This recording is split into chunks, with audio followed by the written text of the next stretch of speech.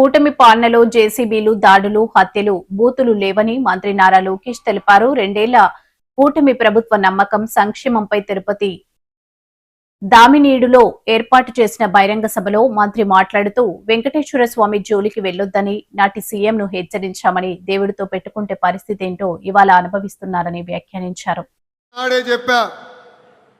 వెంకటేశ్వర స్వామి జోలికి వెళ్ళొద్దు, మాడి మసైపోతామని ఆనాటి ముఖ్యమంత్రికి నేను హెచ్చరిక జారీ చేశా.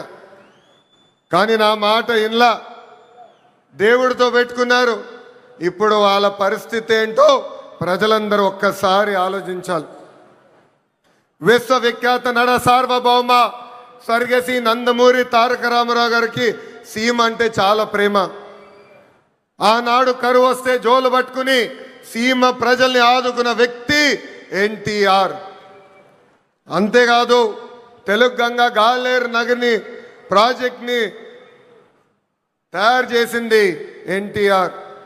మహిళలకి ప్రత్యేకంగా విశ్వవిద్యాలయం ఏర్పాటు చేసింది ఎన్టీఆర్.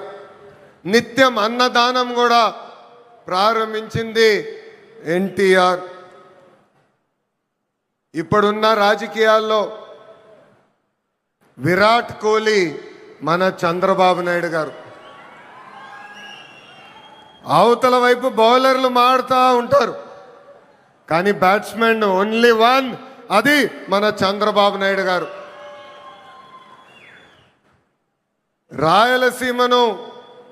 రాయలసీమగా మార్చిన వ్యక్తి మన చంద్రబాబు నాయుడు గారు. ఎవరికి తెలియని సమయంలో బిందు సైద్యం పరిచయం చేసి ఏకంగా రాయలసీమలో రత్నాలు పండే విధంగా చేసిన వ్యక్తి మన సిబిఎన్.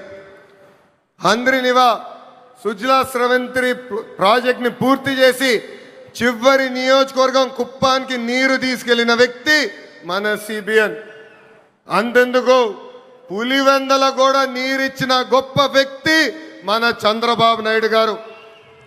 ఇప్పుడు ఏకంగా 1,00,000 కోట్ల పెట్టుబడితో మిషన్ రాయలసీమ కూడా ప్రారంభించిపోయే వ్యక్తి మన ముఖ్యమంత్రి చంద్రబాబు నాయుడు గారు.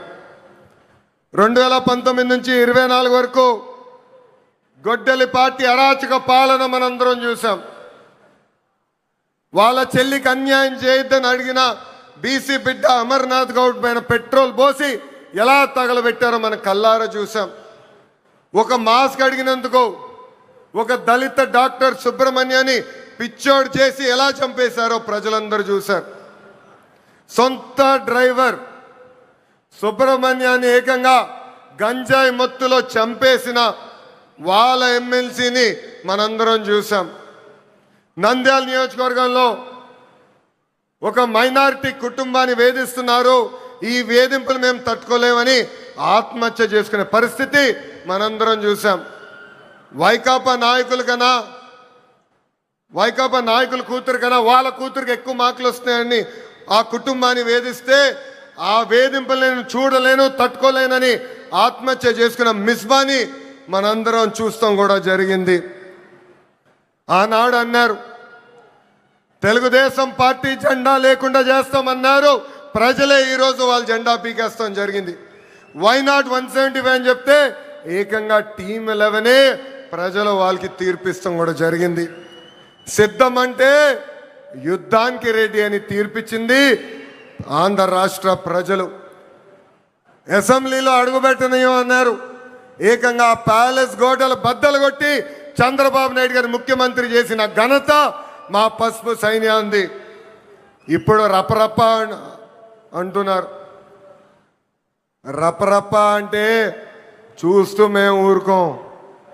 ఎర్ర బుక్కు దాని పని చేసుకుంటూ వెళ్తుందని ఈ సభాముఖంగా ఆ కుర్ర బ్యాచ్కి నేను హెచ్చరిక జారీ చేస్తున్నా.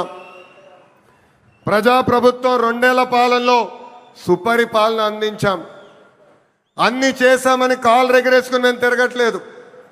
కానీ ఎన్ని ఆర్థిక ఇబ్బందులున్నా ఇచ్చిన హామీలు ఒక పద్ధతి ప్రకారం నిలబెట్టుకుంటూ వెళ్తున్నాం.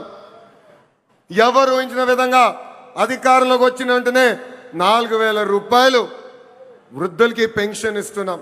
వికలాంగులకి 6,000 రూపాయలు బెడ్కే పరిమితం అవుతే 15,000 రూపాయలు పెన్షన్ ఇస్తున్న ఏకైక ప్రభుత్వం ఆంధ్ర రాష్ట్రంలో ఉన్న ఎన్డీఏ ప్రభుత్వం.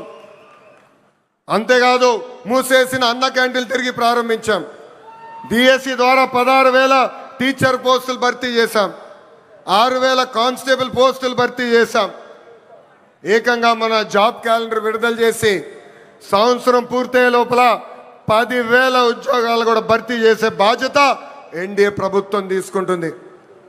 ఏకంగా చేనేత సోదరులకి హ్యాండ్లూమ్ ఉంటే 200 యూనిట్ల కరెంట్ ఉచితంగా ఇస్తున్నాం. పవర్ లూమ్ ఉంటే 500 యూనిట్ల కరెంట్ ఉచితంగా ఇస్తున్నాం. ఆటో డ్రైవర్ల సేవలో ఆదుకున్నాం. మత్స్యకారుల సేవలో మత్స్యకారులను ఆదుకున్నాం. స్త్రీ శక్తి పేరుతో మహిళలకి బస్సులో ఉచితంగా ప్రయాణించే హక్కు కూడా ప్రజాప్రభుత్వం కల్పించింది. దీపం పథకం ద్వారా ఉచితంగా గ్యాస్ సిలిండర్లు కూడా మా తెలుగింటి ఆడబడుచులకి పంపిస్తాం కూడా జరుగుతుంది. ప్రజాప్రభుత్వం నినాదం ఒకటే, ఒకే రాష్ట్రం ఒకే రాజధాని కానీ అభివృద్ధి వికేంద్రీకరణ. ఇప్పుడే మాధవ్ గారు చెప్పినట్లు భారతదేశంలో 100 రూపాయలు పెట్టుబడులు వస్తే దాంట్లో 25 రూపాయలు ఆంధ్ర రాష్ట్రాన్ని ఎత్తుకుంటూ వస్తుంది. ప్రజలందరూ ఒక్కసారి ఆలోచించాలి. గూగుల్ ఆర్సిలర్ మిత్తల్ ఉత్తరాంధ్రకి తీసుకెళ్ళాం. రాజధాని క్వాంటమ్ కోస్తాంధ్రకి తీసుకొచ్చాం. ఏకంగా ఫైటర్ జెట్లు రాయల్ ఎన్ఫీల్డ్ ఈరోజు రాయలసీమకి తీసుకొచ్చిన ఘనత ఒక ఎన్డీఏ ప్రభుత్వాన్ని. మనది గూగుల్, వాళ్ళది గొడ్డలి. మంది ఫైటర్ జెట్, వాళ్ళది ఫ్యాక్షన్. మంది కియా, వాళ్ళది కిడ్నాప్. మంది క్రెడిబిలిటీ, వాళ్ళది క్రిమినాలిటీ. మంది డెవలప్మెంట్, వాళ్ళది డిస్ట్రక్షన్. మంది బుల్లెట్